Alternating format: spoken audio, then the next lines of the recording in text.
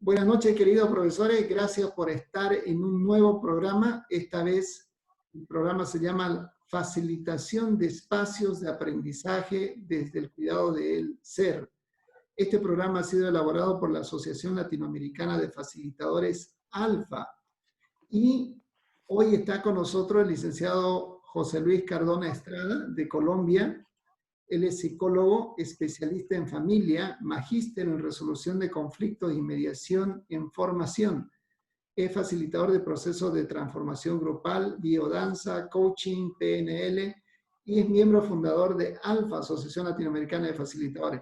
Hoy está con nosotros para conversar sobre el tema primeros auxilios emocionales para afrontar el aislamiento.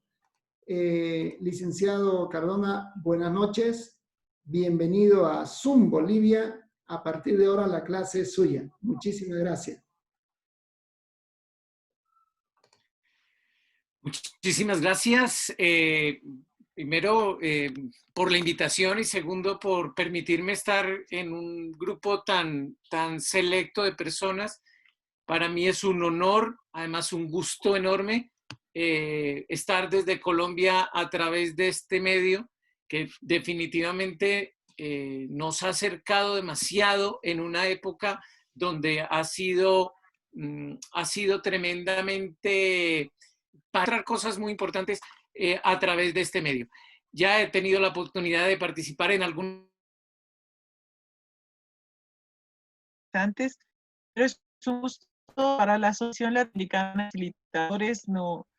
Quiero contarles cosa muy breve. Nos constituimos como asociación después de varios encuentros latinoamericanos de facilitadores que trabajamos en diferentes ámbitos de la facilitación. Trabajamos en temas de desarrollo empresarial, de desarrollo personal, de desarrollo comunitario, y nos juntamos hace exactamente, este febrero cumplimos 10 años de asociarnos. Muchos de nosotros hemos partido de ser también profesores como ustedes, y damos docencia en algunas universidades, y otros trabajamos a nivel empresarial. En mi caso, en cooperación. La asociación se constituyó en Bolivia. La casa de nacimiento de la Asociación Latinoamericana es Bolivia, la ciudad de Cochabamba. En febrero del año 2010 nos constituimos, 13 países nos juntamos y constituimos la asociación. El mayor objetivo de la asociación es democratizar el acceso a la información, al conocimiento de la facilitación. Y esa es la razón por la que hoy nos tienen con ustedes. En el marco de nuestra responsabilidad social, colaboraremos con ustedes esta semana y ya hemos colaborado en 2 ocasiones, en 2 sesiones anteriores, un par de sesiones que estuve yo y la otra sesión que estuvieron con el doctor Armando Matis. ¿Cuál es la idea nuestra? Que muchos de ustedes puedan recibir los auxilios de la facilitación en este trabajo nuevo que a todos nos ha tocado para adaptarnos, que es la formación virtual. Y creo que muchos elementos de la facilitación pueden contribuir a que ustedes puedan no solo adaptarse con mayor naturalidad, sino también a tomar algunos elementos de la facilitación que les permitan que los procesos de gestión de aprendizaje sean mucho más dinámicos, mucho menos tensos, y que permitan a todos sus alumnos convertirse en participantes de procesos de gestión del conocimiento en las áreas en las que ustedes están trabajando. Con esto yo cierro, querido José Luis. Les presento a mi colega José Luis Cardona. Él es un excelente facilitador, muy famoso dentro de su ciudad, en Medellín, y le agradezco toda la colaboración que hoy nos da para que en mi país podamos disfrutar de sus compartires. Muchísimas gracias. Muchas gracias, Dunia. Ser psicólogo y estar involucrado no solamente en la dinámica de la facilitación, sino también durante mucho tiempo en procesos sociales y muy específicamente a través de la plataforma de la Cruz Roja Colombiana en la seccional Antioquia, que fue donde estuve muchísimo tiempo trabajando como coordinador del grupo de apoyo psicosocial, apareció en mí una fuerte necesidad de aportar desde la perspectiva de la ayuda en los momentos más difíciles de la vida.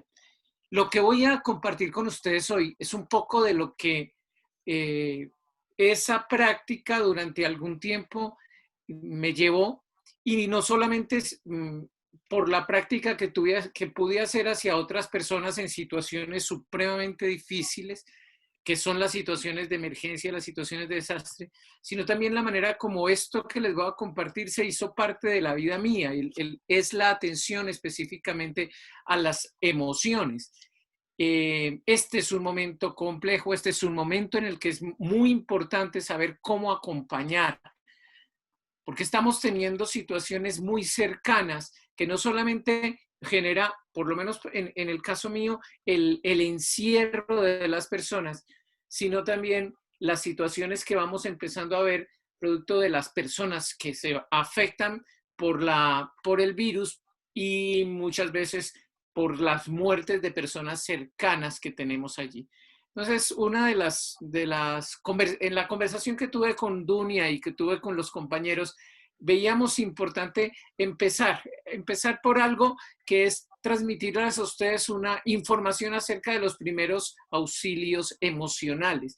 Seguramente no será la experiencia que vamos a tener, no es una experiencia completa, porque pues no es un curso de formación el que estoy dando, sino fundamentalmente un espacio de sensibilización para ustedes en un tema al cual podrán acceder muy fácilmente a través de los textos, o a través del encuentro con organizaciones que cada vez se interesan muchísimo más en esta experiencia de los primeros auxilios emocionales. Vamos a empezar un poquito a calentar este espacio, y por eso quisiera pedirles que a través del Menti ustedes entraran, ya Dunia les puso allí la pregunta problematizadora del Menti, y es una pregunta en la que nosotros queremos saber un poquitico cuáles son las emociones o los estados emocionales que más han habitado en ti durante todos estos días, desde marzo para acá. ¿Cuáles son los dos máximo, por favor, dos estados emocionales que más han habitado en ti en este tiempo? Voy a aclarar qué son las emociones para que puedan ustedes también entender un poco la pregunta y desde ella responderla. Las emociones son el conjunto de reacciones que son orgánicas en el cuerpo, y que experimenta un individuo cuando responde a ciertos estímulos externos que le permiten adaptarse a una situación. Discúlpeme, quedó mal escrita situación, una situación de crisis, ¿sí? En una situación cualquiera, pero en este caso nos vamos a referir fundamentalmente a la situación de crisis que esta experiencia nos ha puesto de por medio. Entonces me gustaría pedirles que allá en el Menti escriban cuáles son sus dos estados emocionales más frecuentes o que más le han llamado la atención durante este tiempo de lo que aquí llamamos cuarentena. Me voy a salir de la pantalla para que Dunia enseguida nos coloque, nos escriba allí o nos ponga el pantallazo de cómo queda ese Menti. Están todavía escribiendo muchos. Lo voy a compartir para que ustedes vayan viendo cómo va cambiando. Tenemos como 20 personas que han estado compartiendo información. Ahorita tenemos 24 y ahí están las emociones. No sé si las ve bien José Luis. Sí, las estoy viendo bien, gracias. Y algunos están contestando en el chat también.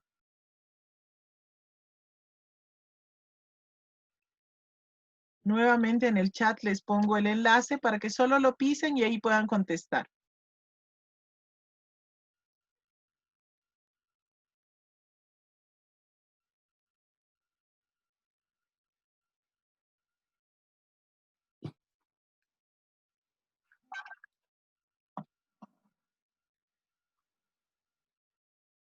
Ahí está. La mayor emoción parece ser José Luis, que es la incertidumbre y la tristeza y la ansiedad son las palabras que más se han repetido en las respuestas de 59 participantes ya. Y lo mismo se va repitiendo en el chat.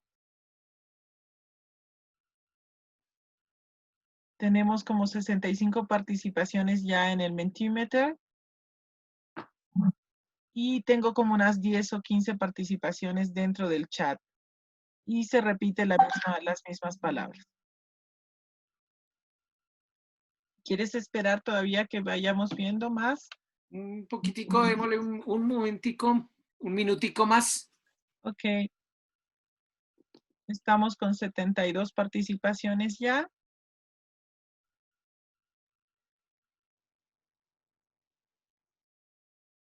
¿Hay forma de subirle un poquito el tamaño? Creo que sí, dame un minutito. Un momentico. I'm sorry. Creo que la enseguida, la del Sí, cuadro completo. un minuto.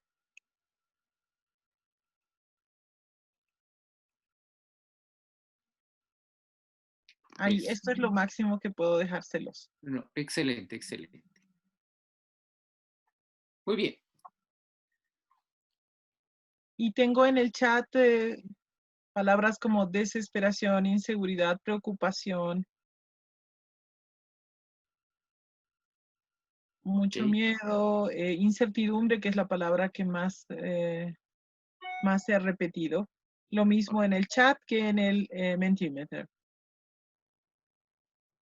Ok. Muchas gracias.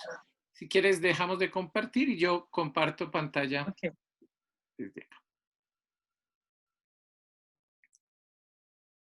ok, ya he dejado de compartir. Listo. Como vemos aquí vemos un montón de posibilidades, a pesar de que las emociones que hemos estado mirando, las que se presentan con mayor intensidad son las emociones que nosotros llamamos emociones contractivas, ¿sí? Las emociones contractivas son aquellas emociones que nos hacen sentir como no sé, nosotros decimos como aplanchado, apachurrado, no sé cómo lo digan allá, de pronto alguien me puede ayudar a plantear una palabra que es como esta sensación de estar muy en sí mismo, muy afectado. ¿Sí? Estas emociones contractivas, como la incertidumbre, el miedo, los temores, las ansiedades, las preocupaciones y el cansancio que se ha planteado, que han planteado ustedes, claro, nos muestra un tipo de emocionalidad propia de un momento de crisis. También existen otras emociones, las emociones expansivas son estas emociones que nos hacen sentir abiertos, ágiles, puestos hacia el mundo, y también aparecían allí las emociones de felicidad, de tranquilidad, de esperanza, muy metidas dentro de los recursos emocionales que ustedes plantearon. Sí, realmente el tiempo de crisis plantea, y enseguida voy a explicar un poquitico más a qué me refiero con crisis, plantea unas emociones que generalmente son contractivas, pero también está la posibilidad de encontrarlas como una experiencia a la que se le saca muchísimo provecho. Hablando de la crisis, ¿a qué me estoy refiriendo con la crisis? Hablamos de crisis cuando entendemos esta... Uy, ¿qué pasó? Se No sé salió qué de la pasó. presentación, José Luis. Me sacó me sacó de la presentación. Dame un segundo, por favor. Entonces, voy a ir tratando de hablar y hacer al mismo tiempo y conversar con ustedes. Las crisis son momentos de la vida, son instantes de la vida en donde las cosas... ¿Ya apareció? ¿Ya la No puedo meter? todavía. ¿Podés entrar? Sí, ya estoy acá. Ok, sí, ya está compartiendo. Ok, listo. Sí, eso es. Las crisis son momentos de la vida que son periodos de tiempo limitados, que son de desequilibrio psicológico y que precipitan un cambio súbito y significativo en las situaciones vitales que como humanos tenemos en nuestra cotidianidad. Tenemos crisis que son momentáneas, crisis de unos minutos, pero también podemos estar en un tiempo de crisis. Lo que sí es muy claro es que la crisis tiene un momento de inicio y un momento de final y da lugar generalmente a una necesidad de ajustes internos. Nosotros tenemos que adaptarnos a esa situación y en última instancia también tenemos que generar unos mecanismos de adaptación que algunas veces rebasan la capacidad que tenemos para afrontar.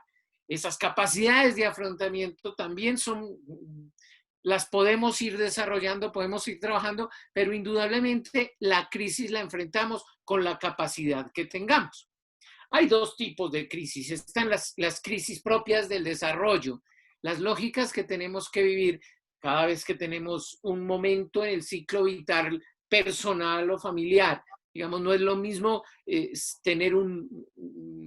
ser una pareja sin hijos a ser una pareja que tiene un hijo. Esto en el ciclo vital familiar genera una crisis. No es lo mismo ser una familia que tiene niños en edad preescolar a ser una familia que tiene hijos en edad adolescencial. Entonces, digamos que ahí hay crisis, nosotros llamamos a esas crisis normativas, y estas crisis digamos que las podemos esperar, son propias y como les digo, son propias de un momento, de una etapa de la vida, pero tienen un inicio y un final que podemos incluso predecir. Sabemos que cuando vamos a entrar, un hijo va a entrar a la edad adolescencial, eso está avisando que va a haber una crisis familiar y muy probablemente tengamos que hacer una cantidad de procesos adaptativos como familias o como papás o como hermanos, que nos toca adaptar esas circunstancias y adaptarnos para poder superar de alguna manera esa experiencia. El otro tipo de crisis que no es de esta forma, que no es una crisis que se plantea normativa, son las crisis situacionales, son experiencias que ocurren de un momento a otro. Y hay muchos tipos de crisis, situaciones de crisis, por ejemplo, cuando la situación económica no va bien, cuando perdemos una persona, cuando cambiamos de trabajo, nos echan del trabajo, cuando uno de nuestros hijos tiene una situación difícil. Bueno, esas no las podemos prever. Tienen una característica fundamental y es que son disruptivas, cambian, nos transgreden nuestra cotidianidad y generan un escenario de bastante incertidumbre. Estas crisis, que al final muy probablemente las sentimos como una experiencia muy positiva, generalmente son experimentadas desde una sensación de desagrado o de dolor. No es agradable pasar por unas crisis. Podemos sacarle el mayor beneficio a la crisis, pero definitivamente estoy seguro que ni ustedes ni yo estamos añorando que nos llegue una crisis. Definitivamente no. Este ideograma chino seguramente ha sido muy, muy cercano a ustedes, porque se suele decir que la crisis nos pone en dos perspectivas: la perspectiva del peligro y la perspectiva de la oportunidad. Es muy reconocido y se habla mucho en el medio que una crisis siempre nos trae estas dos perspectivas. La del peligro, porque necesariamente es un momento, como les digo, de incertidumbre, es un momento de transición al que es a veces muy complejo adaptarse, pero también la crisis genera transformaciones internas, genera retos personales, genera opciones y se abren otros escenarios de vida que muy probablemente no se habían abierto, sino hasta que encontramos que entramos en esta nueva posibilidad. Por ahí leí en estos días un texto que decía que la crisis no siempre trae oportunidad, que no había por qué seguir mirando la crisis como una oportunidad, porque nadie quiere hacer transformaciones en unas situaciones de desespero como las que a veces la crisis nos genera.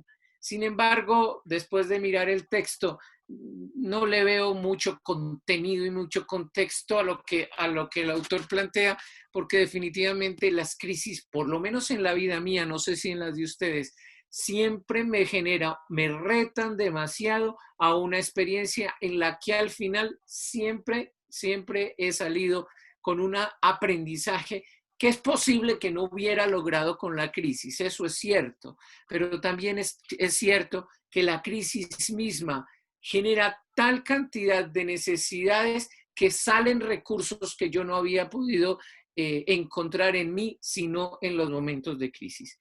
El mismo acompañamiento a personas en situaciones muy difíciles, en momentos muy disruptivos de la vida, me ha permitido saber que la gente puede salir de cualquier situación si realmente pone en su mundo ese deseo de salir de allí. Y aquí, aunque no voy a plantear el término, la resiliencia resulta ser tal vez el elemento que nos permite pasar de ese mundo enfocado en el peligro a ese mundo enfocado en la oportunidad. Y en ese contexto, entonces, si estamos hablando de la crisis y estamos centrados fundamentalmente en el mundo emocional, veamos qué es eso de crisis emocional. Sigue siendo un estado temporal de agitación, puede ser también de trastorno, y cuando hablo de trastorno no necesariamente estoy hablando de patología, estoy hablando fundamentalmente de un momento, como les decía ahora, disruptivo, en donde se desorganizan también todos los esquemas, todos los elementos que ya tenía estructurados de una manera se desestructuran y nos vemos desbordados a la hora de afrontar una situación problemática o crítica en nosotros. Es muy probable que esta experiencia que estamos viviendo de COVID, de este estado de pandemia, nos haya traído a crisis emocionales muy cotidianas. El encierro, el no tener muchas posibilidades de soltar las situaciones estresantes, las situaciones que nos generan que tenemos en la cotidianidad, en la relación de pareja, en la relación con los hijos. No sé allá, pero aquí sí tenemos a unas personas, por fortuna, debo decirlo, yo tengo hijos ya adultos y cada uno tiene su enfoque en la vida. No tengo que pasar por lo que mucha gente está pasando, que son los padres de niños pequeños que no pueden salir a la calle, que no pueden ir a un parque, que de hecho les están enviando tareas todo el tiempo del colegio, las deben hacer por internet. Los que tienen que hacer las tareas son los papás. En última instancia, ellos lo tienen que montar así el niño la haga, lo tienen que montar a las plataformas digitales y además tienen que responder a sus propios trabajos, que muchas veces son más de uno. Entonces, estamos viendo la gente desbordada y esto ha generado una tal cantidad de estrés que las crisis emocionales empiezan a surgir y las llamadas para buscar auxilio, para pedir ayuda, no se han hecho esperar. Entonces, estas crisis emocionales son normales, digámoslo así, podríamos decir que son normales, digamos, las podríamos esperar en situaciones de conflicto como esta, ¿cierto? Como la que estamos viviendo. En ese contexto, ¿qué son entonces eso de los primeros auxilios emocionales? Cuando hablamos de primeros auxilios, siempre nos estamos refiriendo a lo mismo, la primera ayuda, la primera intervención. Tanto los primeros auxilios físicos como los primeros auxilios psicológicos, emocionales, son sinónimas las dos expresiones. Son más o menos lo mismo. Es la primera intervención que se ofrece a las personas que experimentan. En este caso, que están viviendo una experiencia crítica, disruptiva, que modifica el normal vivir en el que están las personas. Esta intervención está diseñada fundamentalmente para ayudar de manera inmediata a restaurar el equilibrio y la adaptación psicosocial. Básicamente, los primeros auxilios tienen siempre una perspectiva y es estabilizar. En la parte de los primeros auxilios físicos es estabilizar a la persona mientras llega a un hospital y se le pueden brindar las otras la ayuda de carácter secundario, esta ayuda más profunda, digámoslo así. Y en el caso de los primeros auxilios psicológicos, buscan específicamente lograr que la persona se equilibre un poquito emocionalmente. Pero también que si esta situación de crisis emocional, de ansiedad, de tristeza, de miedo están ocurriendo, que esos estados emocionales no vayan a situaciones que podríamos definir como patológicas, no se conviertan en una situación a la que haya que atender producto de una descompensación en el aparato psíquico o en el psiquismo de la persona. Entonces, digamos que tiene esos objetivos fundamentales. Uno, por un lado está que la persona logre el equilibrio hasta cierto punto. Es claro que si estamos en una situación crítica, las personas no van a tener el equilibrio emocional que quisiéramos, pero sí logramos restaurar en algún sentido el equilibrio emocional. Segundo, prevenir posibles situaciones más desgastantes y patológicas. Y tercero, buscar hasta cierto punto que la persona normalice, y cuando digo normalice, estoy diciendo es más se haga cargo de sí mismo y tenga algunas acciones que lo hagan salir de la crisis para generar un impacto distinto en su existencia. ¿Sí? No sé si tenemos algunas preguntas o algunos comentarios, Dunia. Tengo dos preguntas. La primera que consulta cómo superar la crisis emocional. La segunda está relacionada también con la misma que dice cómo superar la crisis emocional de la tristeza. Okay. Ambas son las consultas que tenemos en chat. Muchísimas gracias. A ver, ante situaciones críticas como las que nosotros estamos viviendo, podemos esperar reacciones. No es raro y en esto yo quisiera, si me permiten, hacer un paréntesis.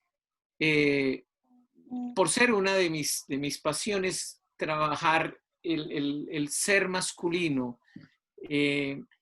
Nosotros los hombres se nos dificulta muchísimas veces entender nuestras emociones porque el proceso educativo, la construcción de nuestra identidad masculina, nos ha negado de una forma u otra el vivir ciertas emociones.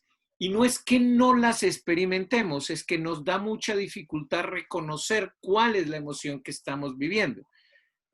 Con frecuencia se nos confunde, por ejemplo, la ansiedad, la tristeza, por ejemplo, con la ira. ¿Sí? Es muy fácil que nos asustemos, por ejemplo, y aparezca una ira.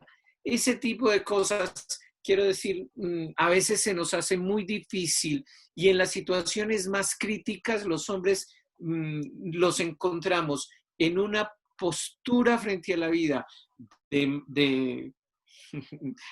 me perdonen el término, espero que me lo puedan adaptar a las condiciones, contextualizar a las condiciones, pero generalmente encontramos en los hombres que están impávidos, son unos varones, y cuando hablo de varones no muestran bajo ninguna circunstancia los temores, las angustias, estas reacciones que les estoy poniendo en pantalla, suelen no mostrarlas y no explorarlas y por tanto no se hacen cargo de ellas.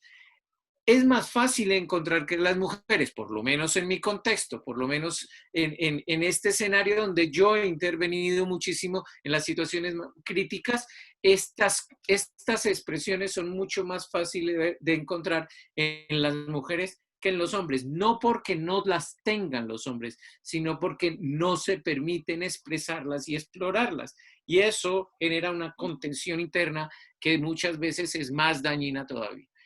Reacciones que pudiéramos esperar, como cambios de humor, ser más irritable, hay menos capacidad, menos tolerancia hacia las cosas de los demás, más miedo, más tristeza, más ansiedad, más llanto. Hay una sensación de culpabilidad y es muy especial. No sé si ustedes lo están experimentando en este momento, pero es muy normal encontrar que las personas que no están sufriendo una pérdida, por ejemplo, que están en una cuadra, han muerto 3 vecinos y sienten una culpabilidad porque a mí no me está pasando nada. Y esa culpabilidad es tan fuerte como la culpabilidad de quienes están allá en la situación y están enfrentando situaciones, por ejemplo, familiares muy críticas y están pasando por la sensación de que por culpa suya, ¿sí? Sufre alguien, murió alguien o pasó algo. Dudas de sí mismo tremendamente, es muy común encontrar acerca de ¿seré capaz de superar esta experiencia? La pérdida de autoconfianza es enorme y hay una tendencia al aislamiento social. Cuando hablo de aislamiento social, a veces es temporal y mientras sea temporal no hay lío, pero puede convertirse en un escenario de depresión al que sí habría que poner mucho cuidado. Hay impulsividad, hay una necesidad de estar haciendo cosas, de no quedarse quieto, sobre todo porque si se queda quieto empieza a sentir que no puede hacer nada y hay un vacío existencial que empieza a pasar a meterse en la vida de uno. La hipervigilancia, el estar muy atento, incluso en los sueños, estar muy hipervigilante en los sueños y tiene muchos sobresaltos al dormir. Y en algunos momentos la dependencia empieza a generar muchísima, su presencia mucho más fuerte. Sobre todo lo podemos ver más en los jóvenes o en los niños que empiezan a acercarse muchísimo más y algunos de ellos entran en regresiones a etapas, digamos, ya superadas de su desarrollo personal. ¿Hay preguntas? Veo 14, Sí, el número 14, Dunia. Sí, tengo preguntas. Primero un consejo que pasaron que dice, la esperanza es lo último que se pierde y creo que la tenemos completa aún. Sí. La pregunta que sigue, ¿la intuición como respuesta a eventuales peligros es una forma de resiliencia en las personas? Qué bien. Quiero aclarar que no he dado respuesta a la pregunta anterior, porque hace parte de lo que vamos lo que voy a hablar a continuación. Pero esta pregunta en particular es bien bonita y bien interesante. La intuición hace parte del escenario de la resiliencia.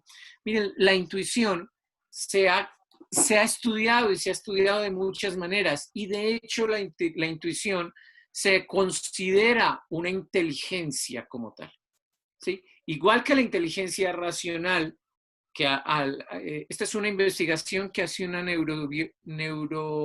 neuropsicóloga, creo que se llama Elaine de Beauport, hace una investigación bien interesante y aprovecha estas divisiones de hemisferios cerebrales y las 3 que hace Robert Sperry y las 3 subdivisiones de cerebro neocortical, cerebro límbico y cerebro reptiliano para medir longitudes de onda en estos tipos, en cada uno de estos hemisferios cerebrales y estas estructuras cerebrales. Ella encuentra que en el hemisferio derecho, en la zona neocortical, hay 3 inteligencias. La inteligencia asociativa, la inteligencia visual espacial y la inteligencia intuitiva. Entender que que hace parte de nuestras inteligencias y que como cualquier inteligencia nosotros podemos no solamente tenerla, sino desarrollarla, es un tremendo potencial. Ahora, aceptarlo como inteligencia, aceptarlo como un recurso que tenemos para afrontar cualquier situación de nuestra vida, es un trabajo bien fuerte, porque generalmente no se acepta la inteligencia. Y ustedes y yo, que hemos sido, yo soy docente también, docente universitario, tendemos a menospreciar la inteligencia y por la falta de datos que hay en estas experiencias. pero la inteligencia es un recurso y como recurso sí es parte de la experiencia resiliente que cualquier persona tiene. Me asocio con quien piensa así, ¿sí? Voy a continuar, si les parece. Dunia, ¿me puedes interrumpir cuando aparezca? Sí, tengo varias preguntas todavía, tengo 10 preguntas, pero creo que mejor hacia el final de tu presentación las podríamos hacer. Ok, gracias, Dunia. Ahora sí voy a dar respuesta. ¿Qué hacer entonces cuando tengo una emoción contractiva en la que, se está apoderando de mí? Siento demasiada tristeza, siento demasiada ansiedad, siento demasiado miedo. Primero, miren, es importante que nosotros hagamos un trabajo para nuestras propias emociones.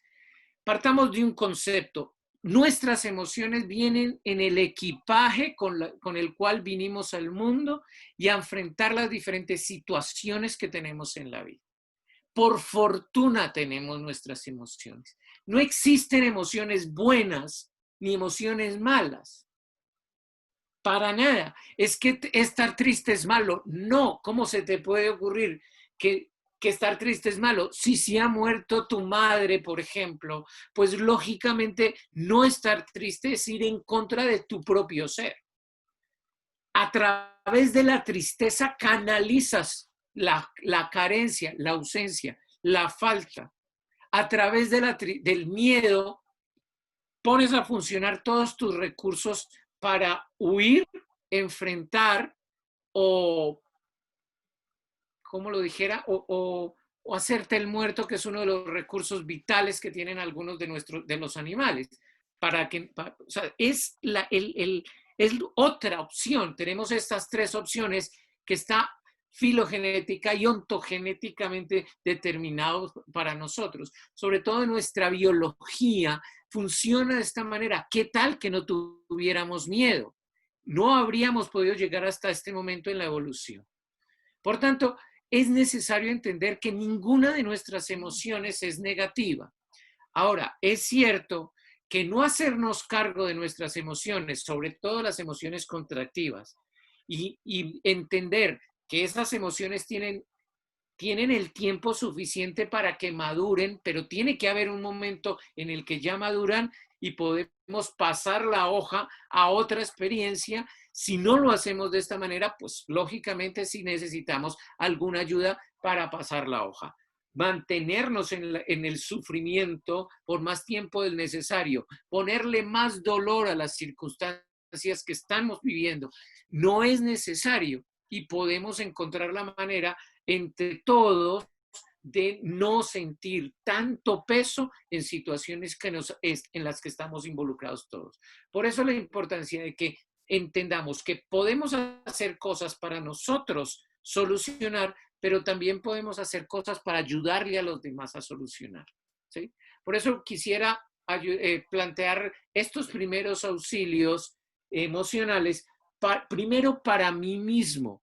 No solamente, si yo voy a ayudar a alguien, yo necesito de una manera u otra estar en equilibrio, en el relativo equilibrio. No necesito más, es un relativo equilibrio, pero sí lo puedo conseguir para poder llegar a donde otro y ser efectivo en el acompañamiento de otra persona. Estos primeros auxilios emocionales a los cuales me estoy refiriendo y que inicialmente los quiero conducir hacia sí mismo, inician por entender que ninguna emoción es negativa, que todas las emociones son viables y tienen un contenido adaptativo al que le tenemos que dar trámite. Por eso es importante, primero, ser consciente de la emoción que tenemos. Para eso, ¿qué hay que hacer? Aceptar que tenemos esa emoción. Ahora, no es fácil, y les decía ahora, muchas veces, por ejemplo, en el caso de nosotros los hombres, no logramos entender cuál es la emoción que me está afectando. Y a veces sí la entendemos, pero como no las podemos expresar socialmente, por ejemplo, la emoción del miedo, por ejemplo, la emoción de la tristeza, no se nos permite mostrarla socialmente, pues empezamos a tener un conflicto interno bastante grande. Pero si logramos hacer primero, entender que tenemos una emoción. Segundo, saber cuál es esa emoción y aceptar esa emoción como parte del repertorio que en este momento hay. El tercer elemento es bien fuerte y es, hombre, para el juicio. Eso es complejo. Mientras más juicio tenemos, más incapaces nos hacemos de hacernos cargo de la emoción personal. Es más fácil de parar el juicio si yo entro en un estado de serenidad. ¿Sí? ¿Y cómo hacer para entrar en este estado de serenidad? Fundamentalmente, bueno, hay técnicas para eso. Yo les voy a mostrar, les voy a pedir que me regalen 5 minutos para que vean este video, y vuelvo a esta diapositiva enseguida. Este video lo encuentran en YouTube fácilmente y es cómo aprender a meditar en un minuto. Es un minuto de meditación. Aquí vamos a tener un ejercicio también de un minuto. Por favor, yo quiero invitarte a que hagas el ejercicio que nos están proponiendo en este video. ¿Listo? Entonces, por favor, ¿lo escucha? Alguien que me diga si sí se está escuchando este video. Sí. Si están Sí. viendo este vídeo, es que quieren meditar, pero no tienen tiempo. ¿Sí se escucha? Sí, se escucha Tal vez bien, unos se escucha bien y se ve bien. tuvieron una maravillosa experiencia meditando lejos del bullicio, pero no encuentran esa misma sensación en su entorno. Mi nombre es Martin Boroson y en este vídeo les voy a enseñar la técnica de meditación en un minuto. Podrá meditar las veces que lo necesite. Para cuando esté estresado. O cuando esté enfadado. Tal vez tenga problemas para dormir. O de vez en cuando sienta mucha ansiedad. Quizá esté buscando encontrar una idea.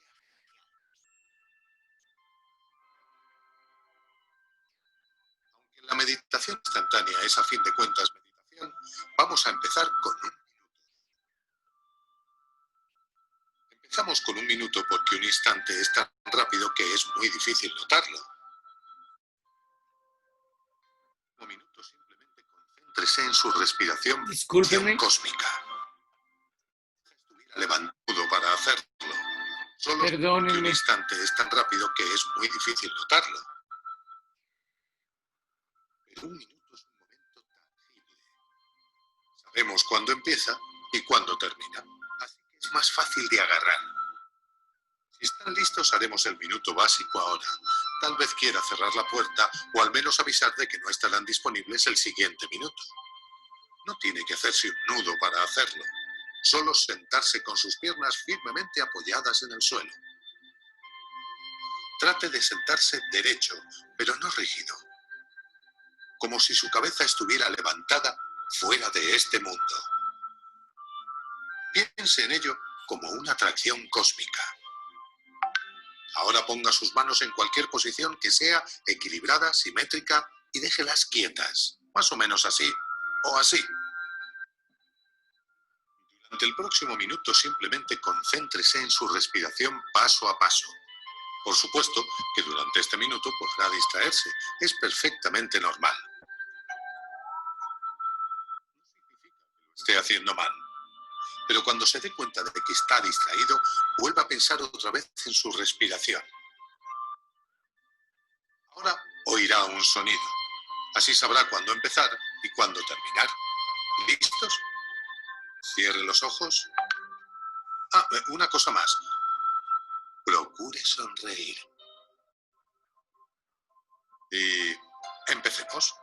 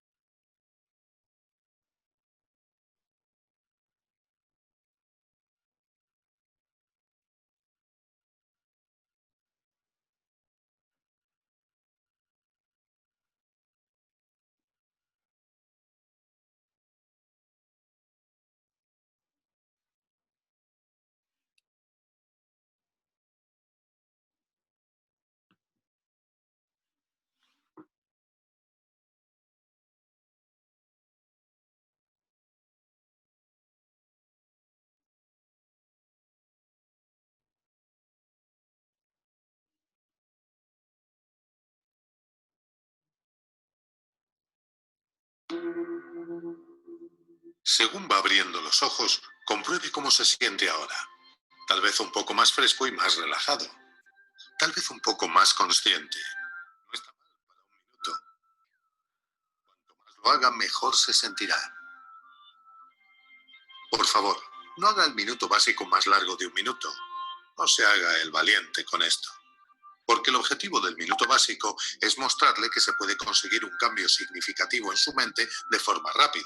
Si lo hace durante más tiempo, estará haciendo trampa.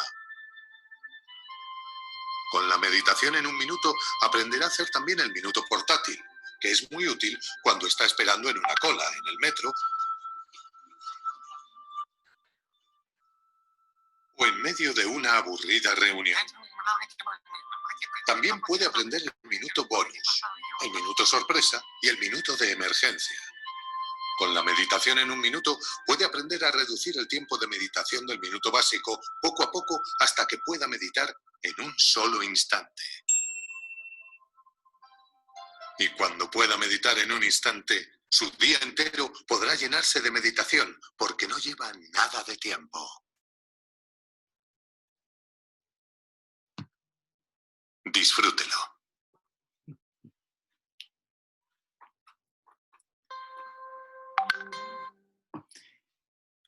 Entonces, esta es la idea. ¿Por qué entrar en meditación? ¿Por qué hablo de la meditación? Fundamentalmente, no es ni siquiera la meditación.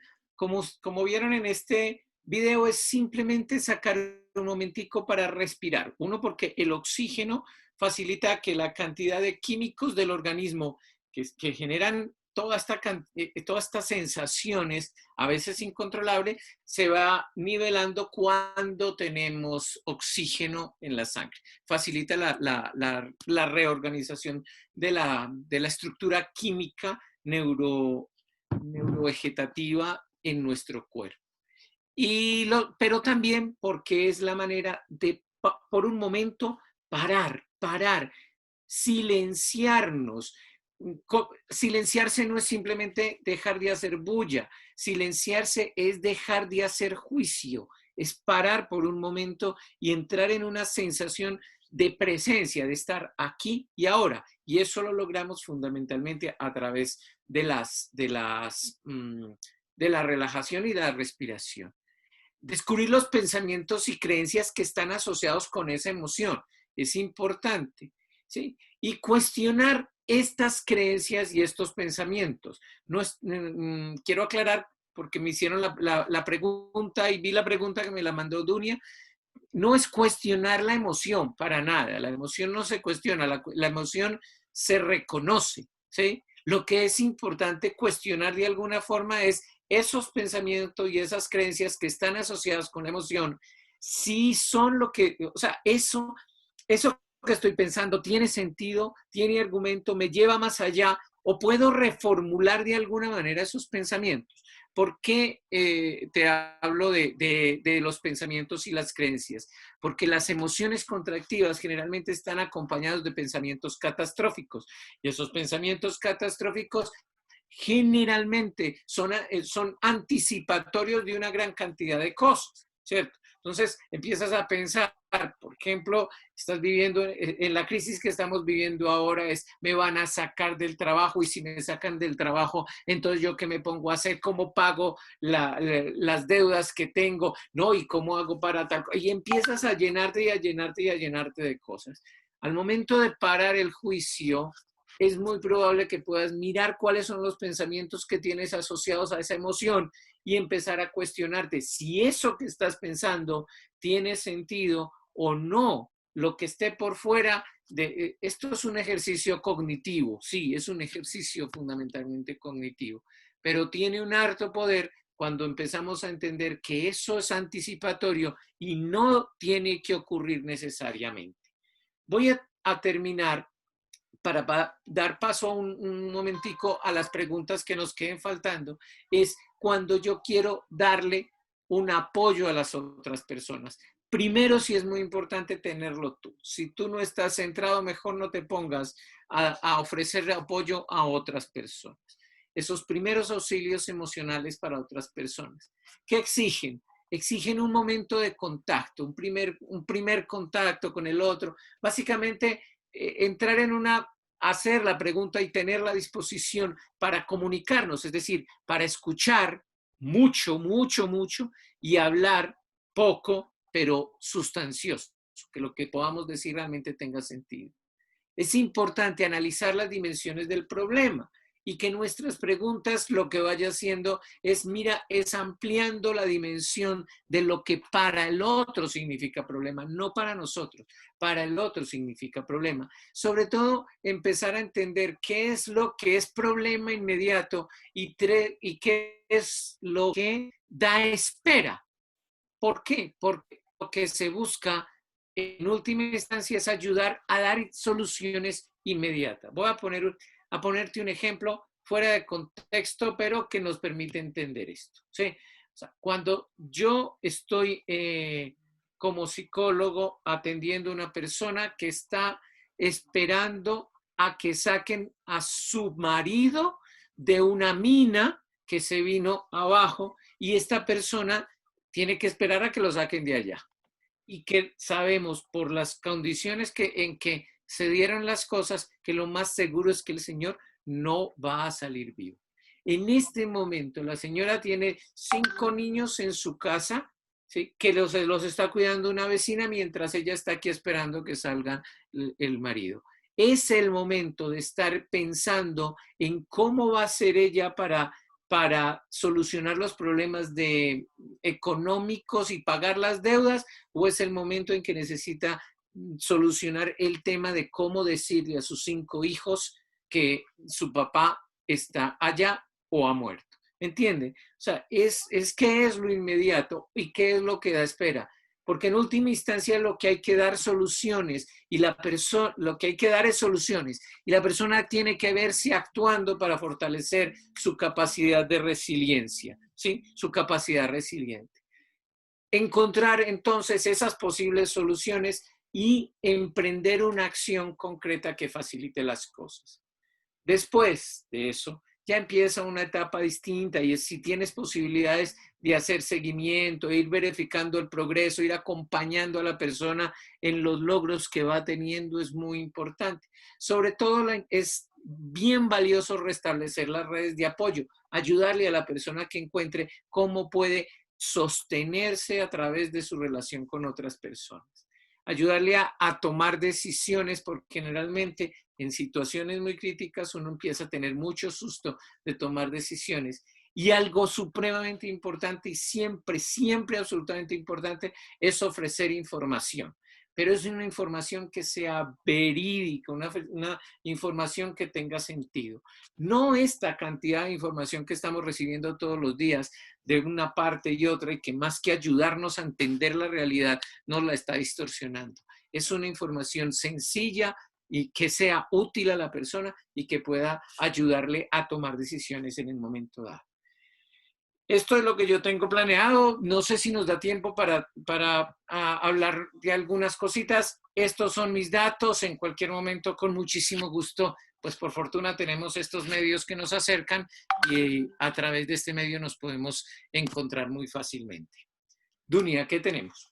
Uy, tenemos una cantidad. Ahorita tengo como 18 preguntas en pendiente. Le voy cantando, querido José Luis, para que usted nos vaya contestando. Bendito, vamos a ver. Tengo la primera pregunta que tengo para ti. ¿Cuál es la mejor forma de enfrentar la crisis emocional para que no afecte nuestra salud sin tener que recurrir a medicamentos para controlarla o se debe recurrir a estos? Pues indudablemente yo no creo que sea necesario en todos los casos recurrir a los medicamentos. No quiero satanizarlo bajo ninguna circunstancia, pero creo que no es la primera opción. Creo que tenemos recursos muy fuertes. El primer recurso tiene que ver con nosotros mismos en la medida que podamos reconocer las emociones y aquietarnos. Y el segundo es buscar la ayuda, conversar con alguien. No estamos solos. Tenemos gente al lado, pero hay que abrir las puertas. Generalmente en los momentos de crisis solemos hacernos tremendamente autosuficientes al punto de la arrogancia y no siempre es necesario. lo hacemos con todas las buenas intenciones, porque la mayoría de las veces el objetivo es no ponerle a otro un problema, no hacer que el otro se sienta mal, no volverse uno una carga. Pero en la práctica es muy, muy favorable para uno conversar sus cosas, contar con alguien al que le puedas decir, mira, me siento así. No, no te sientas así. No, yo entiendo que a ti no te gusta verme así, pero es que así me siento. Déjame llorar un ratico al lado tuyo, solo llorar, quédate calladito y solamente quedarte ahí, listo. O bueno, listo, dame un consejo, ¿vos qué harías? Bueno, lo que tú quieras, pero es importante relacionarnos con las otras personas en los momentos más críticos y relacionarnos muy bien con nosotros mismos, lo que implica, sin ninguna duda, el entrar en nosotros a través del silencio. La siguiente te la leo. ¿Hasta dónde se debe involucrar el docente con los estudiantes en relación con sus emociones? Me pones en un aprieto, porque es un poco de la ética o lo que yo siento que como educador yo he construido en mi mente.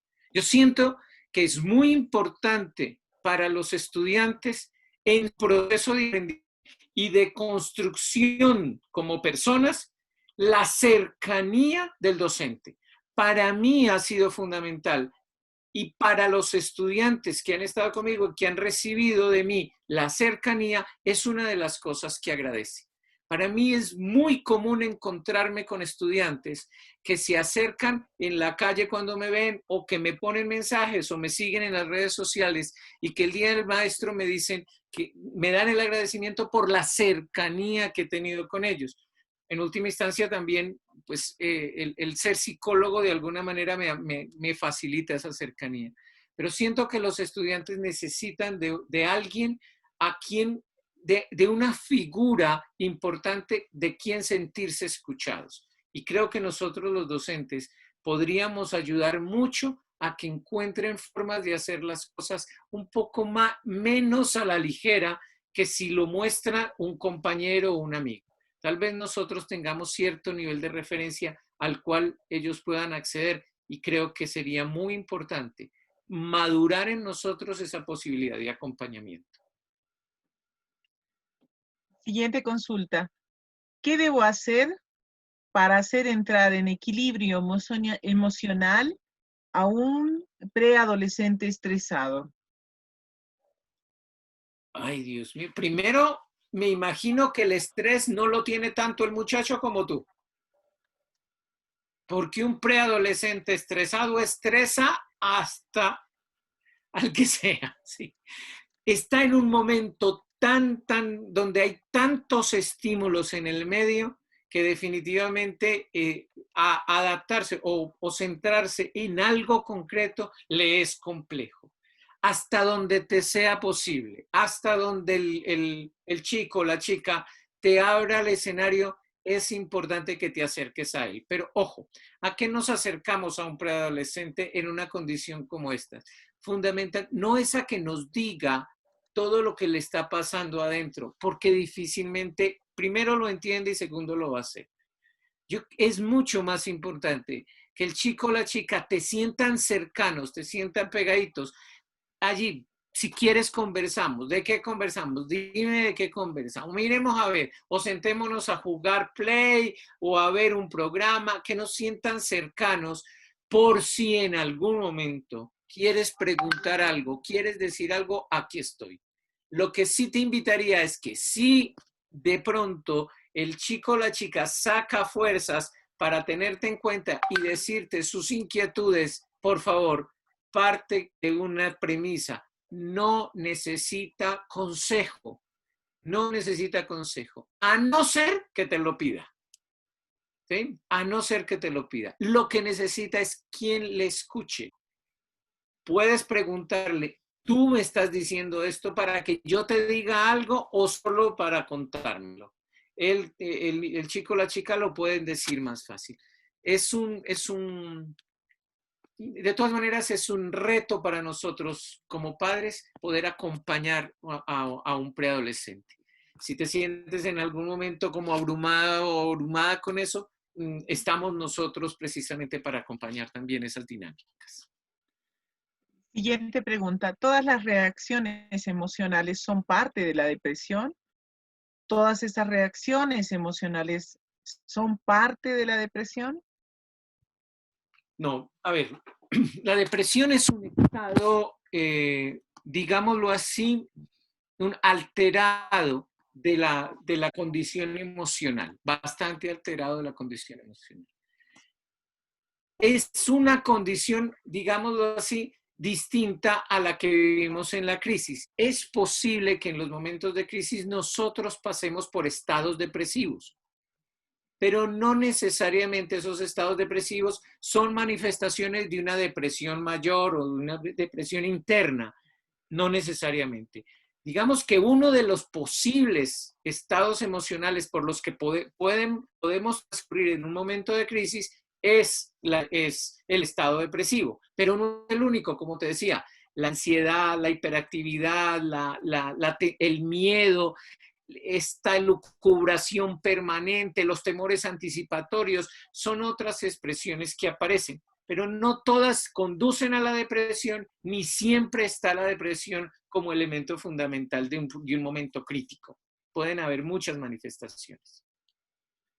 Siguiente pregunta que conlleva 3 dentro de ella. ¿Cómo superar el miedo, la inseguridad o cómo superar la codependencia?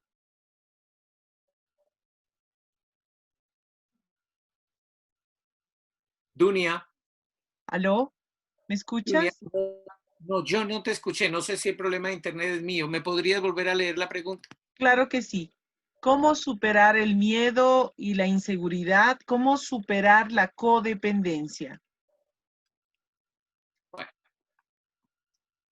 no sé el contexto de la codependencia, en cuál es el escenario en el que me lo están poniendo, porque la codependencia está muy asociada a las dependencias, digamos, dependencias como las del alcohol o la ludopatía o Yo voy a asumir esa codependencia en un escenario particular de la sensación de necesitar al otro en un momento de crisis, ¿sí? Esta sensación de que yo me siento incapaz de actuar y pongo mi responsabilidad, la que debiera estar asumiendo yo, la pongo en tus manos. Voy a asumirla de esa manera. Como te digo, no sé si ese es el contexto en el que está puesto la pregunta.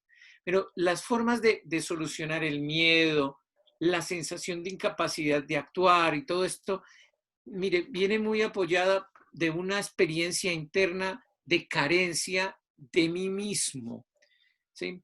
En cualquiera de los escenarios, uno de los aspectos que más fortalece y la literatura trae como como de más fortalecimiento para la persona, tiene que ver con el fortalecimiento espiritual. Y aquí no quiero meterme en el tema religioso. Estoy fundamentalmente hablando es de la experiencia, de la sensación de que yo puedo sentir que hay algo que me ayuda a superar cualquier condición de la vida. Esa sensación de que hay algo mayor, un orden superior, llámalo como quieras, es uno de los aspectos que más ayuda en los procesos más críticos. Lo otro, como te decía, el encuentro con las otras personas, el aceptar el apoyo de los demás y el apoyar a otras personas. Porque no es solamente el buscar el apoyo, sino el sentirse dando también ayuda en esos procesos de equilibrio. Y ayuda también a que yo sienta que puedo dar pasos sin necesidad de que otros los den por mí y vaya asumiendo cierta autoconfianza y empoderamiento personal para afrontar lo que se viene después del momento crítico. No sé si he dado respuesta. Creo que, o sea, me atrevo a ponerlo en ese contexto, en la ignorancia del contexto de la pregunta. Tengo otra. ¿Cómo controlar las reacciones emocionales y cómo bajar la tensión emocional en un ambiente donde nadie sabe hacerlo. Aquí sí, déjame decirte que hay que echar mano de un constructo que es bien importante y es inteligencia emocional. Hay que aprender. La inteligencia emocional es la capacidad de entrar y salir de las emociones acorde con lo que el medio me va planteando y en busca del bienestar personal y el bienestar de las otras personas. ¿Sí? La capacidad que todos tenemos de hacernos cargo de nuestras emociones y no entrar en la dinámica que nos está proponiendo el medio. Eso se entrena y hay que entrenarlo. Esperar a tener una situación crítica para empezar a entrenar la inteligencia emocional, pues de plano creo que no es tan sencillo. Sería necesario que empieces a entrenar tú mismo. Parece que mi conexión está inestable. Sería necesario que empieces a entrenar previamente en eso, en hacerte cargo de las emociones. La mejor manera es, el lenguaje te va a facilitar muchísimo eso. Si lo haces previamente, te va a ayudar muchísimo esto. Para en el lenguaje cualquier tipo de expresión que induzca la idea de que otra persona es el responsable de la emoción que tú tienes. Aquí tenemos un término que no sé cómo lo digan ustedes. Aquí decimos, me sacó la piedra. Me sacó la piedra es, estoy enojado, pero no es estoy enojado, es el otro me hizo enojar. ¿Sí? Entonces, si yo empiezo a cambiar el lenguaje y en el lenguaje empiezo a utilizar otro tipo de una terminología en donde yo sea el único responsable de la emoción que estoy viviendo, yo voy a empezar a hacerme cargo de tú me tienes muy triste o tú me haces entristecer por yo estoy triste, yo me siento triste. ¿Sí? No, ustedes saben esta expresión, mi hijo me perdió el año o me perdió unas materias. No, el hijo no me perdió unas materias, el hijo perdió unas materias. Él perdió unas materias, no yo. Y no me está haciendo el daño a mí. Tú no me haces feliz, nadie me puede hacer feliz. Yo me siento feliz. Cuando uno va entendiendo a través del lenguaje, va utilizando palabras en donde vos siempre quedás como el único responsable de las emociones que tenés, eso también va ocurriendo en tu pensamiento y vas empezando a manejar en los momentos más críticos las situaciones emocionales. Igual, como te digo, ya cuando tienes la crisis, lo mejor que puedes hacer es darte cuenta de la emoción que tienes, serenarte, parar el juicio y empezar a mirar cuáles son los pensamientos o las creencias que sostienen esa emoción para reformularlas. No sé cómo estamos de tiempo. Sí, estamos bien, todavía tenemos tiempo. Okay. ¿Verdad, ingeniero Sí, Contreras? sí, estamos en tiempo. No hay problema, síguenos. Gracias. ¿Qué hacer para evitar entrar en una crisis emocional en estos tiempos? ¿Cómo se puede desarrollar la resiliencia? Bueno, yo creo que es muy importante mediatizar los medios, mediatizar la información que estamos recibiendo. Mira, definitivamente, y esto es una tendencia que tenemos en las situaciones de emergencia, cuando hay una situación crítica, voy a poner un ejemplo, un deslizamiento, o se tapó un pueblo, o hubo tal y tal desastre, hay una tendencia, suben el rating enormemente en los noticieros y la gente se queda mirando y mirando y mirando los noticieros y viendo lo que está ocurriendo.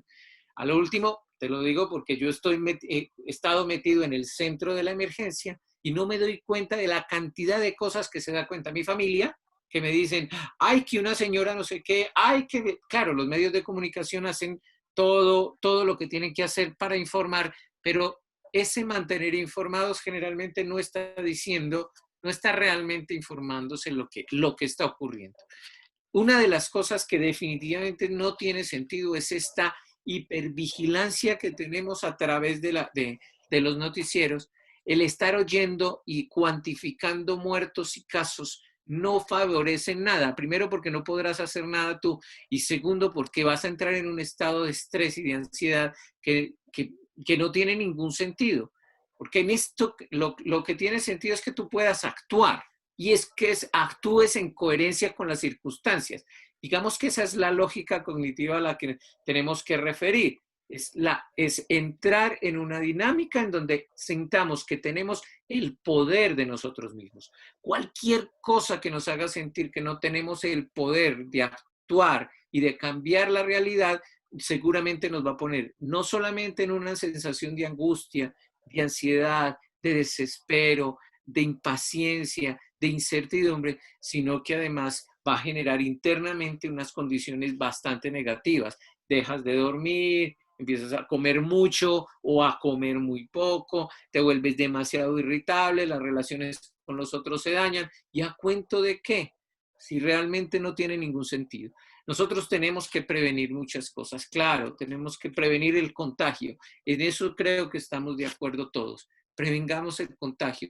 Encontremos la información que necesitamos específicamente para poder actuar en coherencia con la situación y no entrar en dinámicas distintas, ¿sí? Pero no nos llenemos de una información que más que ayudarnos a tener conciencia de la realidad, nos distorsiona la realidad. La distorsiona en tal medida que estamos demasiado angustiados ante cosas que no tenemos la posibilidad de solucionar. Soluciona lo tuyo, lo que sea tuyo. ¿Sí? Si esto necesita que simplemente un tapabocas y unas determinadas horas para salir, un distanciamiento social, practica eso. No necesitas saber más.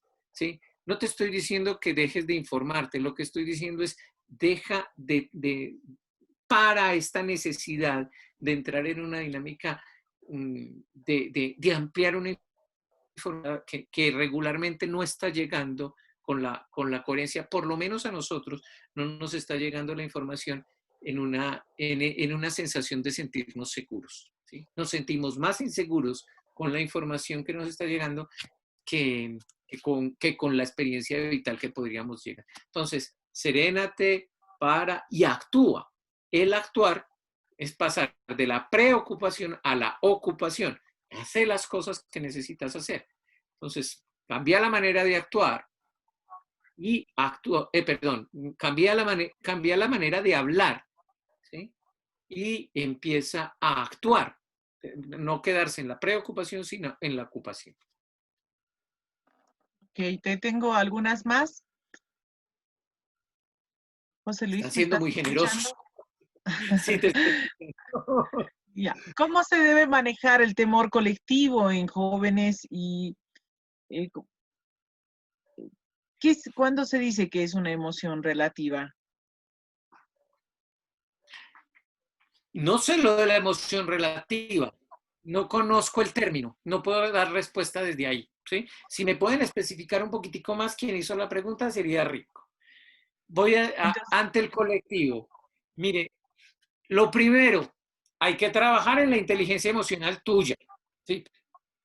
La serenidad tuya te da no solamente la autoridad frente a los demás, sino también te hace generar una postura en lo que los otros puedan confiar. Los momentos más críticos necesitan de una persona bien puesta, ¿sí? Vamos a poner un ejemplo. Hay que evacuar. En ese momento no te puedes poner con argumentos. Miren, amigos, llegó la hora, es que es posible que se calme se caiga la edificación o que tengamos problemas con las tuberías. No.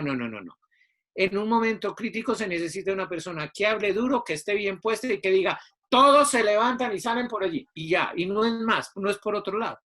¿Sí? Eso ayuda a las personas que tienen susto, que tienen miedo, a confiar en alguien.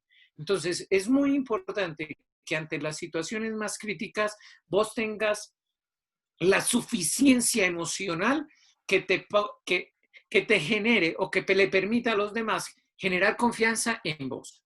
Si vos has trabajado tu emocionalidad, si tú has hecho eso por ti, muy probablemente los otros lo reconozcan y se dejan orientar en cualquier escenario.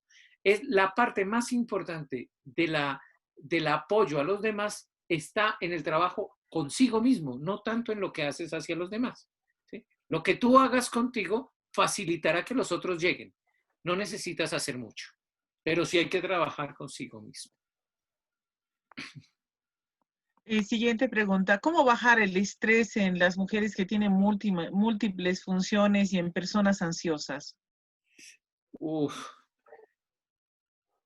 Mira, este tema de la triple jornada laboral se volvió ya norma, ¿sí? Entonces, y mucho más sería recargado a las mujeres, lo tenemos, pues por lo menos aquí lo tenemos muy claro, se le ha recargado a las mujeres. Yo creo que hay dos cosas que aquí hay que trabajar. Primero, por entender que como mujeres, ustedes no son súper mujeres, ¿sí? No lo tienen que hacer todo. Y desgraciadamente no todo lo que hacen les cae bien hecho. Y eso hay que entenderlo. Es parte del proceso educativo de la vida. Tú haces lo que más puedas, lo que con las herramientas que tienes, lo mejor que puedes. ¿Qué puedes hacer? Pues claro, mejorar tus herramientas, mejorar tus recursos, fortalecerte en tus recursos. Y así va a ser más fácil. Pero esa necesidad de estar haciéndolo todo muchas veces no es porque haya que hacerlo, es porque tú crees que hay que hacerlo de esta manera. Entonces es muy importante hacer la diferencia entre qué es lo que hay que hacer y qué es lo que creo que hay que hacer. ¿Sí? Tienes que mirar realmente, porque muchas de las acciones que emprendemos en la vida, hombres y mujeres, ¿sí?, las emprendemos porque creemos que es lo que hay que hacer y no lo cuestionamos. Toda creencia la puedes cuestionar. Todo lo que tú creas lo puedes cuestionar. Y la primera forma de salir de una creencia es cuestionarla. Voy a poner un ejemplo. Yo creo que no soy, una de mis creencias es que no soy un buen negociante. Esa es mi creencia, listo. Ubico mi creencia, esa es, no soy un buen negociante. ¿Cómo puedo empezar a transformar esa creencia? Me la tengo que cuestionar. ¿Es cierto que yo no soy un buen negociante? Y empiezo a mirar cosas. Es posible que me dé cuenta que no es cierto que yo no sea un buen negociante, sino que no tengo los recursos que se necesita para ser buen negociante. Bueno, listo, tengo otra perspectiva, otra manera de verlo. A lo que me estoy refiriendo es que lo único que puede hacer que yo transforme cosas en mi vida es cambiar mi manera de interpretar la realidad. Vivimos en un universo interpretativo y ustedes lo saben. Estamos interpretando todo el tiempo la realidad. Somos nosotros los que vemos una realidad particular. No existe una realidad genérica. Existe la manera de yo acercarme a esta realidad.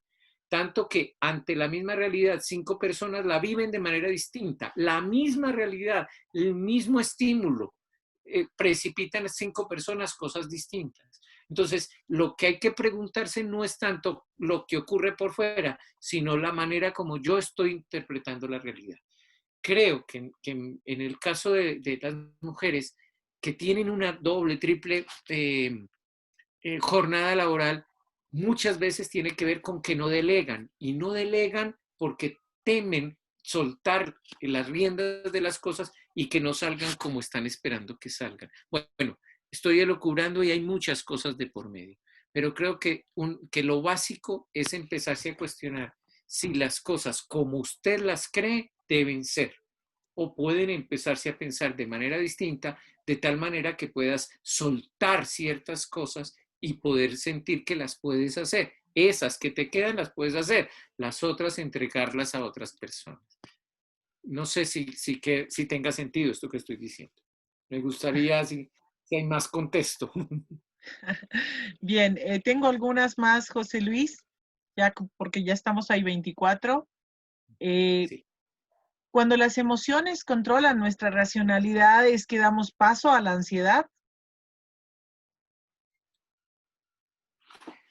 La ansiedad generalmente, hay una definición que me encanta, es muy sencilla, así. Ansiedad es exceso de futuro, ¿sí? Depresión es ausencia, es exceso de pasado. Me gusta mucho esa definición, que es muy simple y creo que tiene mucho sentido. La ansiedad está muy asociada a las expectativas que yo genero en mi vida y lógicamente las expectativas yo las manejo, yo soy quien pone las expectativas.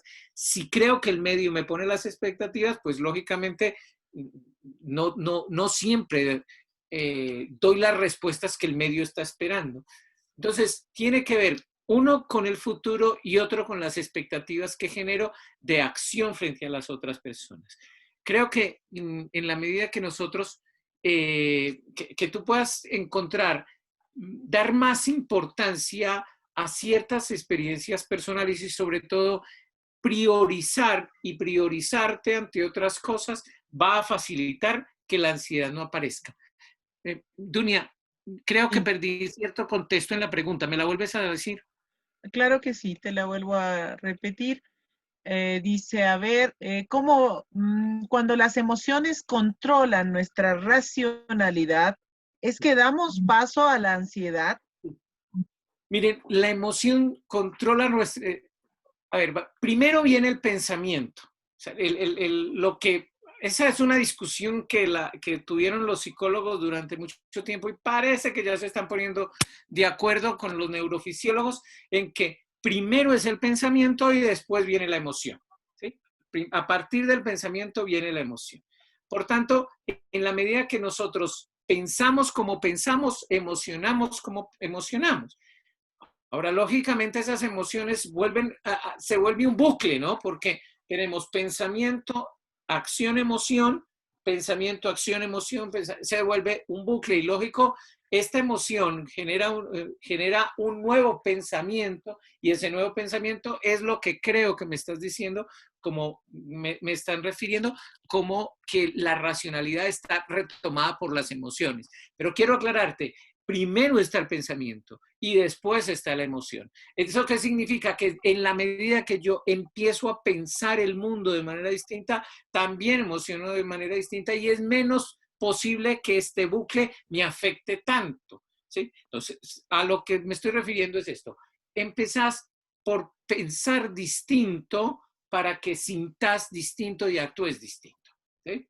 Claro que la ansiedad tiene que ver con este bucle. En la medida que tú pares un poco este pensamiento pegado al futuro y con unas aproximaciones al futuro catastróficos, vas a tener una manera de sentir distinto y de actuar distinto. ¿Sí? Entonces, te invito a que le prestes más atención a tus emociones. No es necesario obsesionarse con ellas, sino fundamentalmente sentir que es posible hacerse cargo de ellas. La investigación cognitiva, los psicólogos cognitivos tienen una investigación que a mí me parece que tiene mucho sentido por ponerla aquí. Y ellos hablan de algo que se llama la indefensión aprendida. La indefensión aprendida proviene de una pregunta, hasta donde entiendo, de una pregunta por los campos de concentración nazis. Cuando vemos las películas de los campos de concentración, vemos a millones y millones de judíos que van caminando, casi como unos zombies, ¿sí? A los lados están algunos soldados, pero si uno mira la cantidad de soldados con referencia a la cantidad de judíos, pues usted dice, pues son muy pocos soldados para tantos judíos. Sin embargo, los judíos no hacían nada. Y la pregunta es, ¿por qué no hicieron nada? La respuesta la dan los psicólogos cognitivos como ahí había una indefensión aprendida. Una indefensión aprendida es esa sensación que tenemos de que no somos los que podemos dar la respuesta, que no tenemos la respuesta, que la respuesta nos supera. El medio tiene la respuesta y yo no tengo respuesta al medio, no puedo dar una respuesta.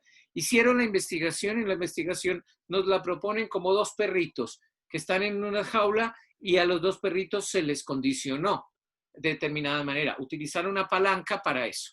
Entonces empezaron a utilizar unos voltajes bajos, pero que afectaban a los perritos en las paticas. Entonces, ¿qué pasaba con uno de los perritos? Cuando un perrito de estos tenía la posibilidad de tocar la palanquita y inmediatamente cesaba la transmisión eléctrica, este perrito empezó a tomar una alternativa. El otro perrito no tenía la misma posibilidad. Al otro perrito no tocaba la palanquita y le seguía al arbitrio del investigador ponía el choque eléctrico para el perrito y lo quitaba cuando quisiera. Este tenía la posibilidad de parar el sufrimiento, pero este no tenía esa posibilidad. Al final, el perrito que tenía la posibilidad de parar el sufrimiento se mantuvo alegre con su colita levantada y juguetón, mientras el otro perrito se quedó en un rincón, y así hubiesen choques eléctricos, el perrito no se movía de ahí. Por encima de la ética que allí cuestiono un poco frente a ese estudio, lo que quiero resaltar es que en la medida que tú te des cuenta que tienes la posibilidad de enfrentar y de cambiar tu realidad, te mantienes en la felicidad. Es posible ser feliz y sientes que hay cosas que existencialmente puedes conseguir. Cuando no lo logras, es muy posible que te quedes en un rinconcito esperando a que los otros hagan por ti. Bien, para ya casi terminar, José Luis, tengo un par de preguntas. Las dos te las voy a leer porque las veo relacionadas. Ante una pérdida, ¿cómo puedo ayudar a un ser querido si yo estoy en pésimas condiciones emocionales? Y la segunda pregunta, que es de otra persona, ¿cómo apoyar si la persona que tiene problemas no comparte el mismo que tiene? Mira, lo primero es que no tienes que ir a ayudarle a las otras personas. Eso no hay que hacerlo, ¿sí? O sea, eso es una opción y hay que entenderlo como opción. Y tiene sentido ir a otra persona y apoyar a otra persona en un momento crítico cuando uno siente que tiene la fuerza para hacerlo. De lo contrario, puedes utilizar otra herramienta, otra estrategia para que el otro sienta que tú estás acompañándolo, pero desde lejos, ¿sí? Una llamadita que le diga al otro, estoy contigo con todo mi corazón, pero en este momento no me siento con la fuerza de estar contigo cuerpo a cuerpo, cara a cara. Eso es válido, tiene sentido y es o sea, tú puedes sentir que el otro te está acompañando, pero no puede estar aquí. Y es que es claro, si no estás bien, es posible que tus palabras o que tu postura traiga más problemas que beneficios. Por eso, si no estás bien, yo te sugiero, si tú no te sientes fuertecito, bien puesto, si con facilidad estás llorando o esto, espera, date tiempo, respira profundo, date unos días a equilibrarte, a dejar sanar un poquito el alma, y cuando te sientas más fuertecito, acompañas a la persona. Ahora, acompañar a alguien que no siente la necesidad de estar acompañado es exactamente igual. Puedes estar ahí, puedes decir lo que digas, el otro no lo quiere oír. Una de las características importantes de la escucha es precisamente esa, que no tiene sentido hablar si no hay quien escuche, si el otro no está interesado en escuchar. Igual nos pasa a los psicólogos. ¿Para qué vas a traer a tu hijo que no quiere estar en terapia? Déjalo, más bien ven y vos a terapia, vienes tú y trabajo contigo que sí estás interesado en hacer cambios y en transformar. Entonces, yo te invito a que a la persona que, si te vas a acercar a una persona que no quiere ser acompañada, lo único que puedes hacer es estar ahí y decir, si quieres, cuando quieras, aquí estoy. Eso sí, cuando el otro quiera, lo mejor que puedes hacer es estar, porque ganas confianza y se abre un escenario interesante. José Luis, mi última consulta para cerrar ahora sí. Dice, hay algunas propuestas que sostienen que para lograr despertar el interés por los aprendizajes, hay que despertar las emociones en los estudiantes.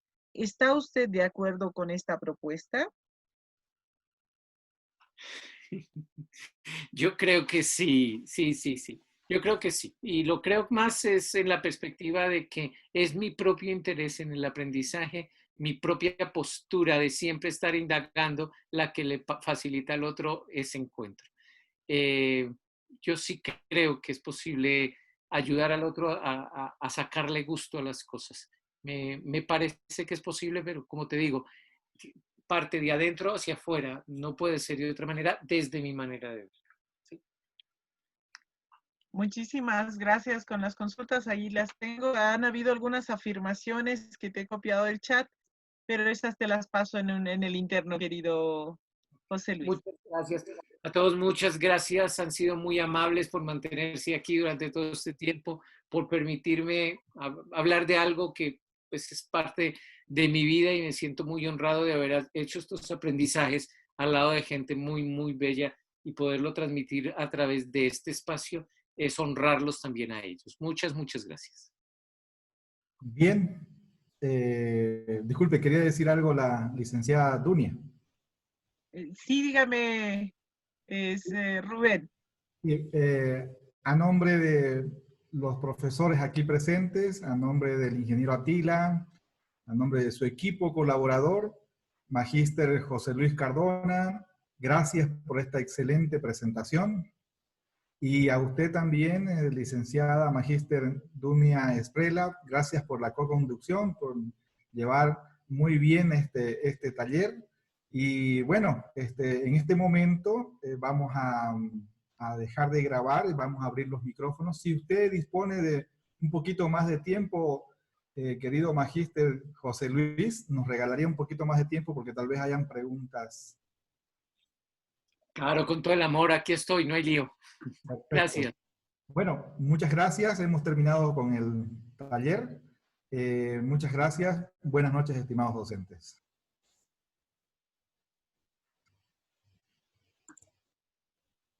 Si alguien tiene alguna consulta, ahí estamos prestos. Ok, hemos dejado de grabar y en este momento vamos a explicar la metodología. Voy a abrir todos los micrófonos y todas las preguntas se conducen a través del ingeniero Contreras.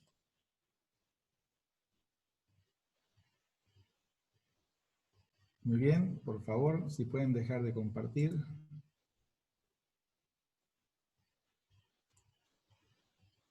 Gracias. A ver. ¿Algún colega que tenga alguna duda pendiente?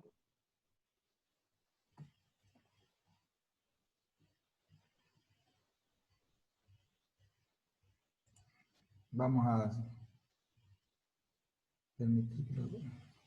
Yo quiero aprovecharme del micrófono, ingeniero Contreras, si usted me permite, para hacer una consulta a José Luis. José Luis, ¿cómo podemos...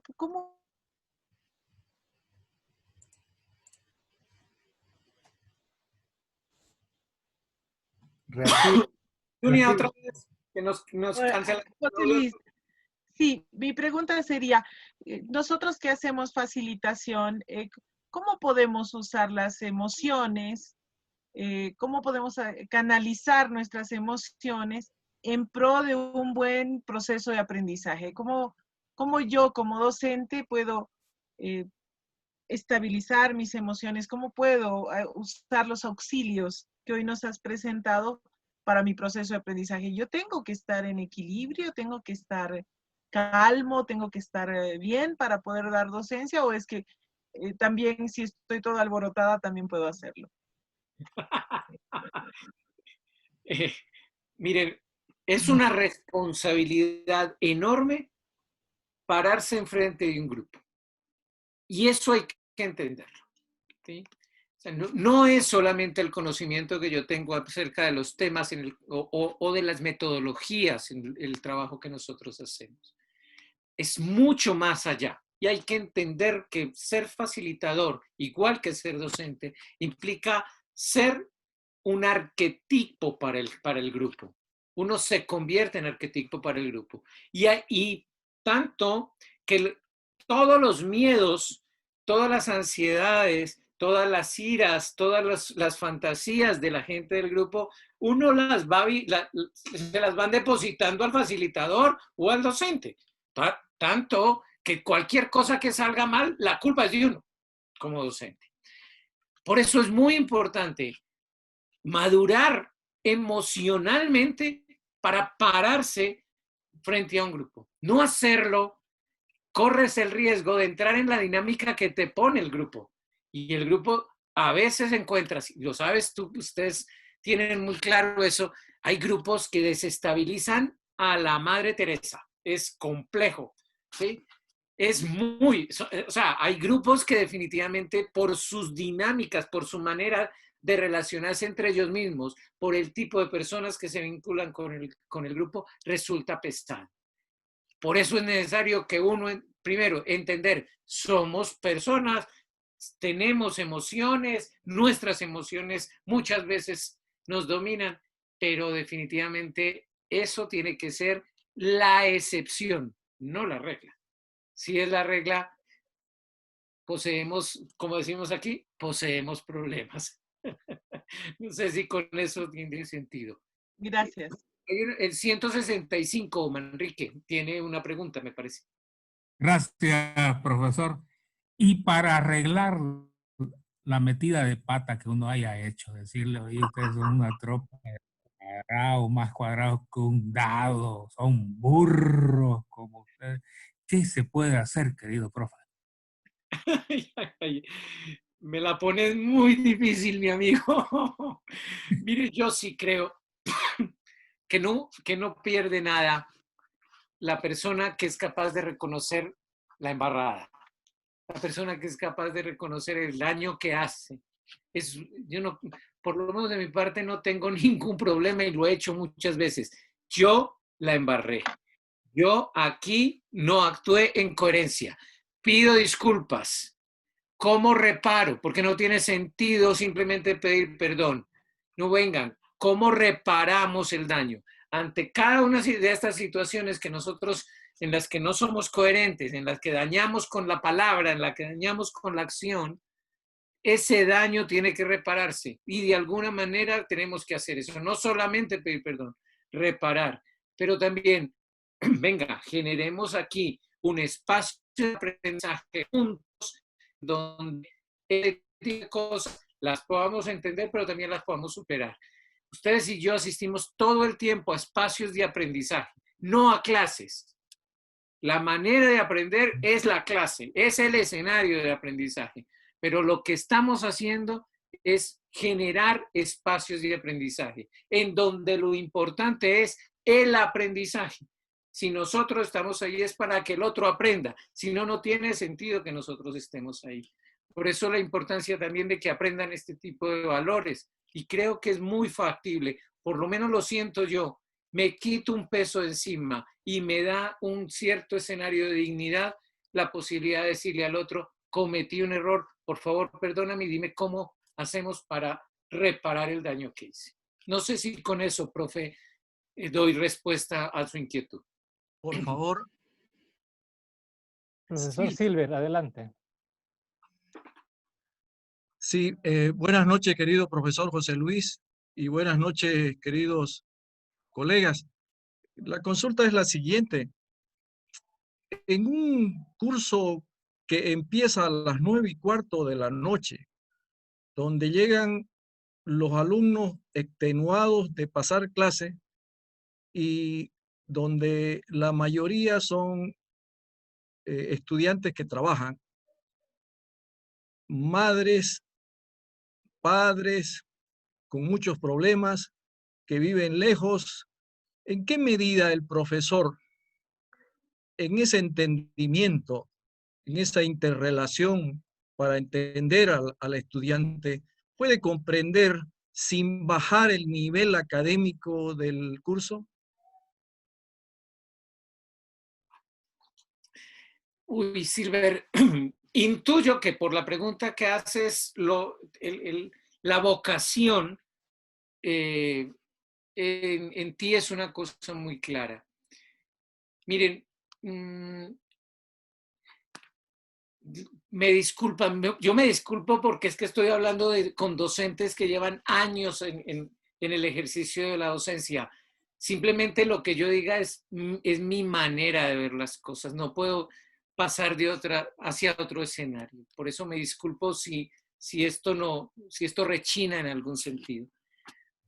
El gran problema no es el aprendizaje. Hay muchas formas de aprender. Hay muchas formas de aprender.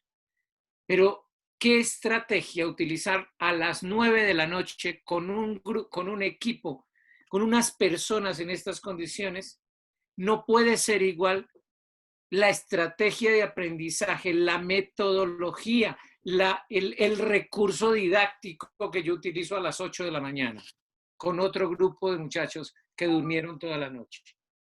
Es distinto, ¿sí? O sea, la metodología, y aquí estoy hablando más allá de la metodología, de la pedagogía, junto a la pedagogía con la facilitación. ¿Cuál es el recurso que puede usar que facilite el aprendizaje a las 9 de la noche? ¿Sí? Claro que es mucho más exigente, profe, es muy claro, es muy exigente, pero ¿qué es lo que facilita el aprendizaje a las 9 de la noche? Es la pregunta. No es el contenido que le tengo que transmitir, es fundamentalmente cómo facilito un aprendizaje que se debe dar en la misma condición y que debe estar tan instalado como el que di a las 8 de la mañana. ¿Sí? Y que el pelado, aquí decimos pelado a los estudiantes, ¿sí? el estudiante merece tener ese conocimiento. Y es más, ni siquiera el conocimiento que se lleva ese estudiante. Es el profesional que va a intervenir después a partir de ese conocimiento, ¿sí? Es la gente que va a recibir eso. Entonces, profe, creo que en esa parte tenemos que ser tan flexibles. Yo sí estoy seguro que los aprendizajes tienen espacios y que lo más importante son los espacios de aprendizaje. Uno de ellos definitivamente es el aula, pero no podemos pensar ni que el docente es el único que enseña, ni que el aula es el único escenario para aprender. Si me siguen haciendo este tipo de preguntas, yo no sé si se las voy a contestar bien. Profesor Contreras, ¿puedo hacer pregunta? Adelante, profesor Rubén. Profesor Cardona, quisiera hacer una pregunta. Tocado estar en clase donde mis estudiantes son mayores que mí. En ese sentido, yo quisiera preguntarles si las técnicas y todos estos recursos que hemos aprendido hoy también son aplicables a personas cuando el profesor es menor y el estudiante en este caso es mayor, pues, ¿no? No solamente, Rubén, en la diferencia de edad, la de estatus. Sí, también. ¿Cierto? La del estatus social, ¿sí? La del estatus económico, la del el conocimiento. Ser facilitador, a nosotros como estamos en esta profesión, nos queda claro que muchas veces nos llaman para facilitar no necesariamente el aprendizaje, sino facilitar otro tipo de cosas. Entonces, voy a ponerte ejemplos en donde yo he estado, ¿sí? Con doctores. Yo no soy doctor y he tenido que facilitar espacios de desarrollo humano con doctores, ¿sí? Pero vamos a trabajar sobre el desarrollo humano, ¿cierto? ¿A qué me estoy refiriendo con esto, Rubén? Yo creo que es muy importante que si nosotros nos paramos enfrente de un grupo y nos llamaron para que nos paremos frente a un grupo, es porque quien nos llamó considera que lo que vamos a decir tiene sentido en ese grupo y tenemos la autoridad suficiente para expresarlo. Y cuando nos paremos ahí, y esto es muy importante, y cuando formamos facilitadores, una de las cosas que le decimos a los estudiantes que están en ese proceso de aprender las competencias es, al facilitador se le tiene que ver que es un facilitador. Como a un líder se le tiene que ver que es un líder. Eso lo tiene que encarnar. En su cuerpo se le tiene que ver eso. Y si a usted se le ve que usted es un facilitador en este escenario, pues eres tú el que sabe. Los otros vienen a aprender. Listo, asume esa condición. ¿Sí? Entrar ya de plano si el estrato, si el estatus, si el conocimiento, eso va a ser lo que te inhiba a ti y te disminuye en capacidad, pues lógicamente no vas a facilitar un buen proceso. ¿Sí? Si te llamaron y te pusieron allá, es porque tú eres capaz. Gracias, profesor. ¿Sí tiene sentido eso, Rubén? Pero a mí me ha tocado trabajar en esa dimensión. Yo nunca he sido gerente de organizaciones. Entonces, una organización de alto nivel y me ponen a mí a trabajar con ellos comunicación efectiva con los altos directivos, cuando yo nunca he podido poner un negocio. ¿Sí? Pero yo sé de comunicación, es de eso. Yo no voy a montar un negocio con ellos. Yo no voy a discutir de gerencia con ellos. Ellos me llamaron para que les enseñe a comunicarse. Esa es mi experticia. Ellos no saben, yo soy el que sé. Se les voy a enseñar. Bueno, eso no es así realmente. Pues vamos a sacar el aprendizaje entre todos. Pero ciertamente la postura sí tiene que ser, aquí me llamaron porque tengo las capacidades. Excelente. Gracias, Rubén. Bueno, ¿hay más preguntas, ingeniero Contreras? Si no, No, ya son... ya no hay. Creo que ya estamos en tiempo. ¿Sí?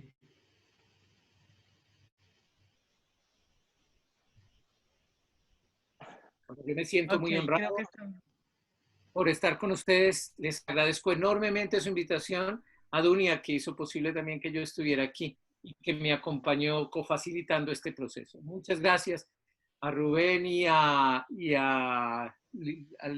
licenciado Águila. Contreras, a Juan, creo que es. ¿Sí? A mí me gusta más por el nombre. Yo no soy tan protocolario como ustedes, me disculpo. Muchísimas gracias.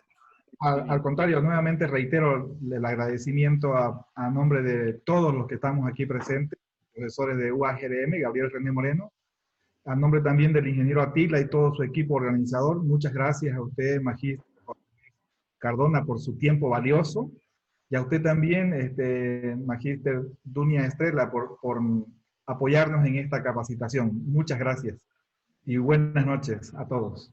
Muchas gracias. Muchas gracias. Muchas gracias, buenas noches. Buenas noches. Buenas Noches, gracias. Gracias, profesora Dunia. Mañana nos vemos entonces. Hasta mañana. Gracias. Hasta mañana. Mañana. Hasta mañana, muchas gracias. Hasta mañana. Mañana.